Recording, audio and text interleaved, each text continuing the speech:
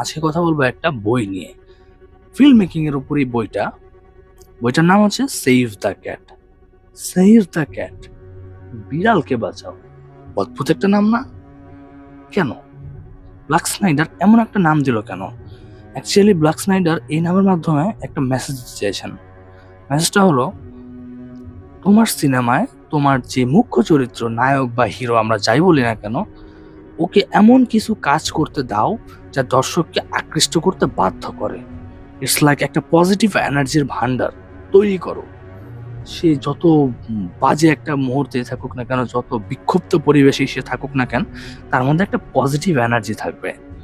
And সে একজন ভালো মানুষ হবে, তার মধ্যে দয়া থাকবে, দর্শকরা তাকে থেকে আকৃষ্ট হবে। অ্যান্ড এইটা তো জরুরি কেন? ওয়াই? কারণ সিনেমার শুরুতে যদি দর্শক আমাদের লিড ক্যারেক্টারের সাথে ইমোশনালি কানেক্ট না হইতে পারে, দর্শক তো স্টোরি লাইনের ভিতর ঢুকতেই পারবে না। অ্যান্ড সাপোজ তুমি দেখাচ্ছ সিনেমার স্টার্টিং এ তোমার লিড ক্যারেক্টার কাউকে খুবই দুর্ধর্ষভাবে মারছে, এই হ্যান ত্যান এইটা সেইটা, দেন ঘটনাটা কি ঘটবে আলটিমেটলি? সেইখানে এইটাই ঘটবে যে দর্শক কনফিউজড, সে বুঝতেই পারবে না যে এখানে কি হইতেছে।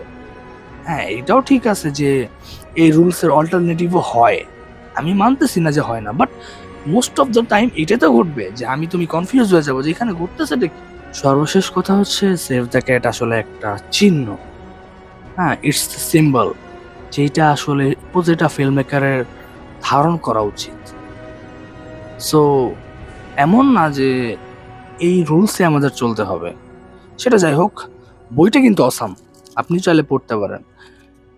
নট লাইক দ্যাট যে আপনার ওই ফিল্মে ইন্টারেস্ট হইতে হবে, এইটা ম্যাটার করে না। বাট ওই যে একটা কথা আছে না, বই কিনে বা পড়ে কেউ কখনো দেউলিয়া হয় না, একটা experience. But save the cat কিন্তু অনেক সুন্দর একটা বই। That's all for today. Tata.